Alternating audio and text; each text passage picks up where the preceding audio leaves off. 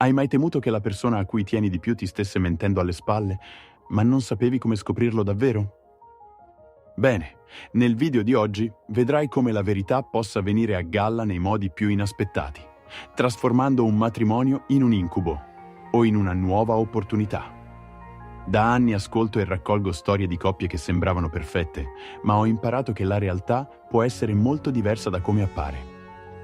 Ti mostrerò esattamente come una semplice registrazione ha cambiato tutto e alla fine scoprirai il segreto che ha permesso a questo marito di voltare pagina definitivamente.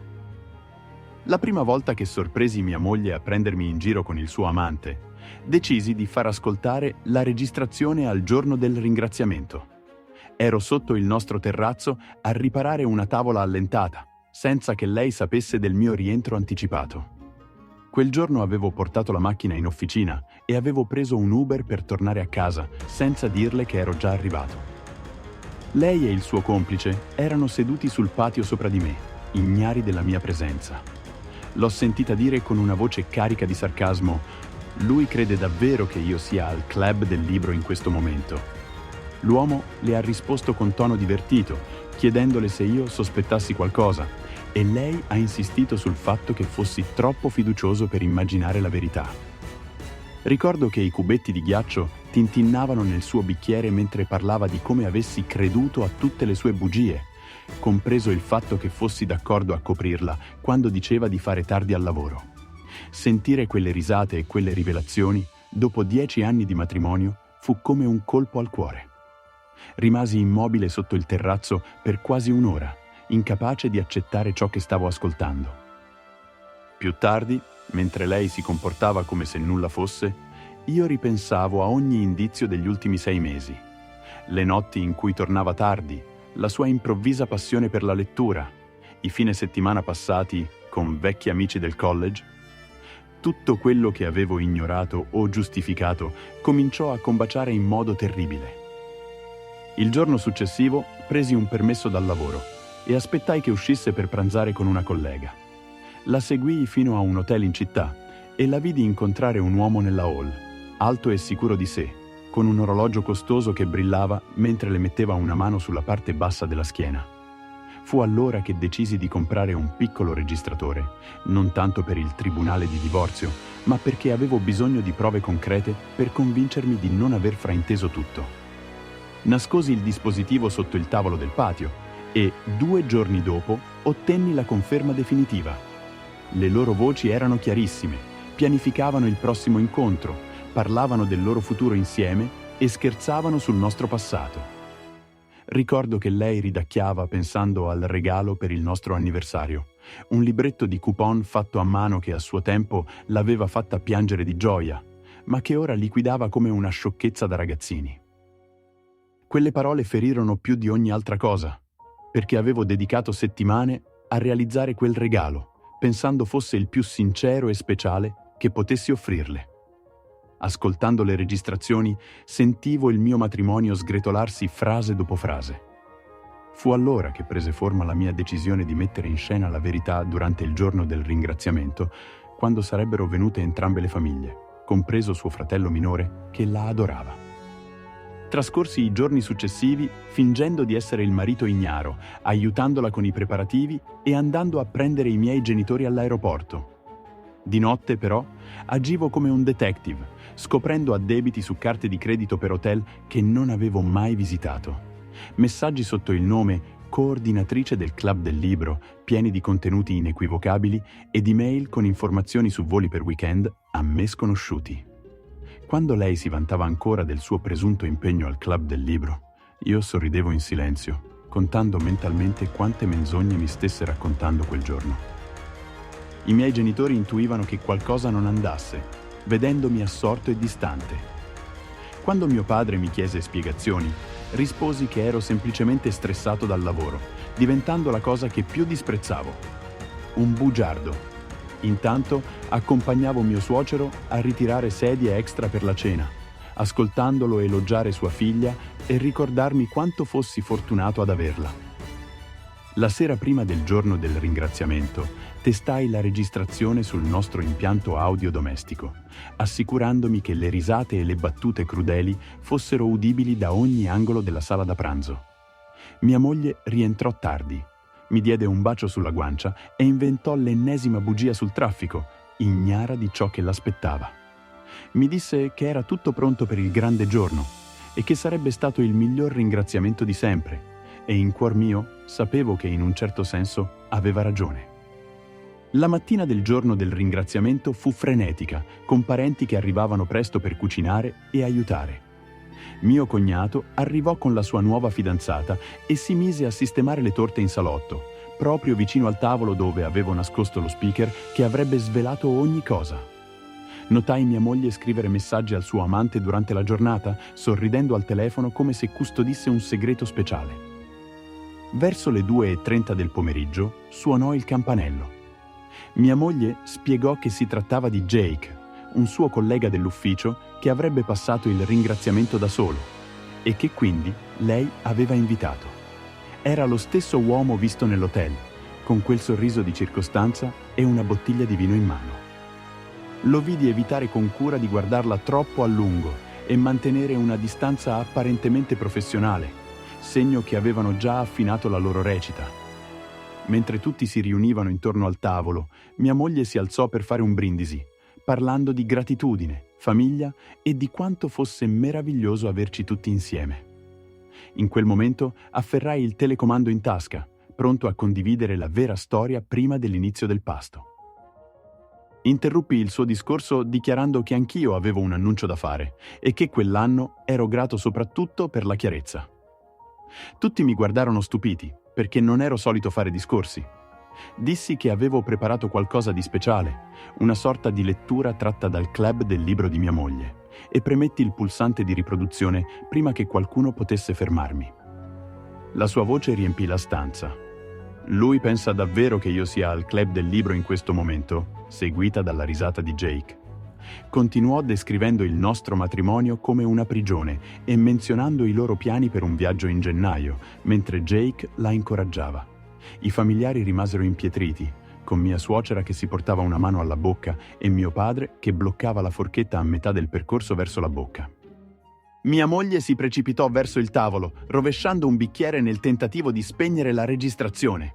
Io mi ritirai indietro e lasciai che le loro parole continuassero a riempire l'aria, brutali e inconfondibili.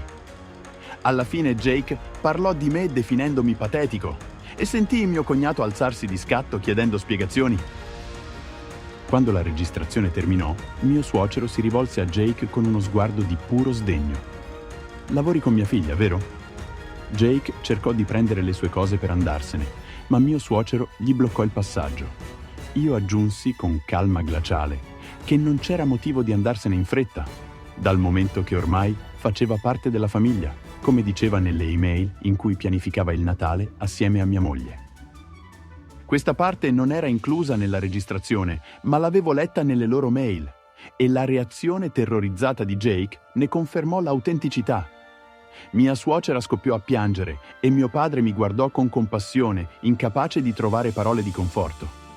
Mia moglie cercò di difendersi tra le lacrime, chiedendomi di parlare in privato, ma io le ricordai che lei aveva già parlato di me in privato abbastanza. Le dissi che avevo riempito una valigia quella mattina e che quella casa potevano tranquillamente tenerla, perché io me ne sarei andato. Lei mi guardò scioccata, perché sapeva che ero sempre stato devoto e innamorato. Con enorme fatica, ma anche con un senso di liberazione, mi misi il cappotto e annunciai di aver già avviato le pratiche per il divorzio e che avrebbe ricevuto i documenti il lunedì successivo. Mentre uscivo, avvertii il fragore di accuse, pianti e urla alle mie spalle, come un eco di qualcosa che non mi apparteneva più. Guidai lontano dalla casa che avevamo comprato insieme, ormai diventata un campo di battaglia di bugie e inganni. Ignorai le chiamate che arrivavano sul mio telefono e mi sistemai in un hotel, ironicamente lo stesso in cui li avevo visti incontrarsi, ordinando un panino al tacchino dal servizio in camera.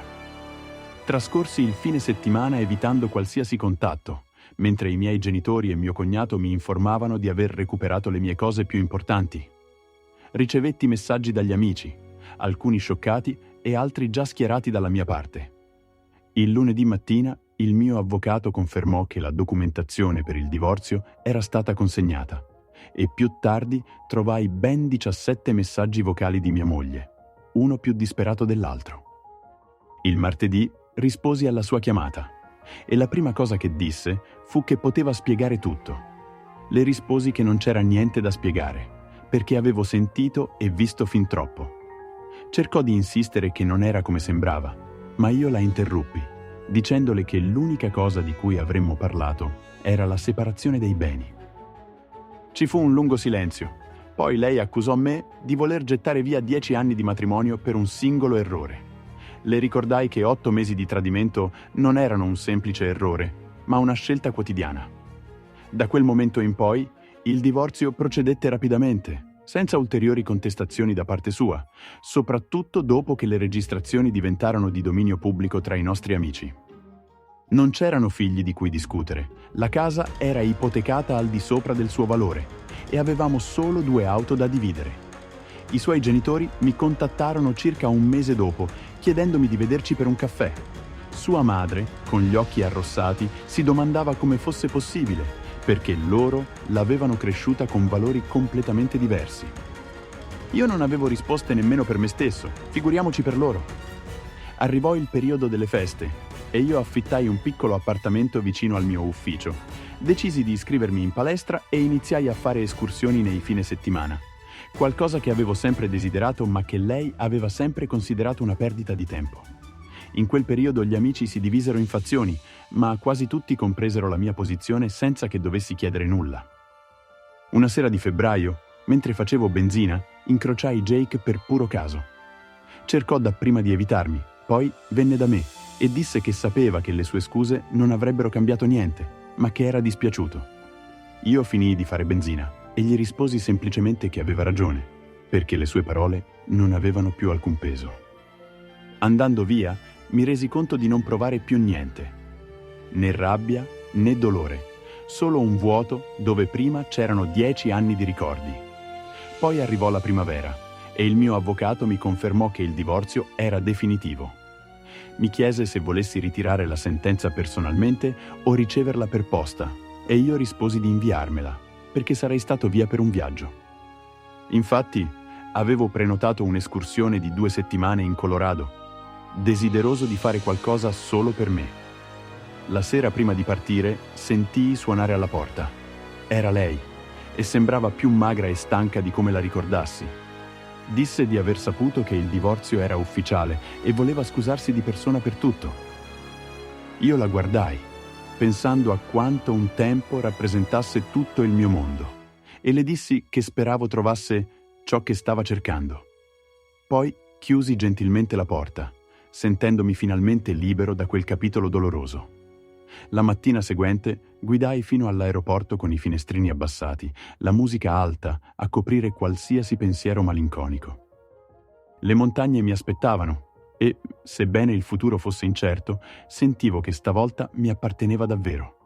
Alcune fini, per quanto dolorose, rappresentano l'inizio di un nuovo percorso e certe ferite sono il motore che ci spinge a liberarci dalle catene. Quando l'aereo decollò, promisi a me stesso che il prossimo capitolo della mia vita sarebbe stato migliore dell'ultimo. Ah, e un'ultima cosa. Vorrei ringraziare personalmente Storie di Tradimento per aver condiviso la mia storia.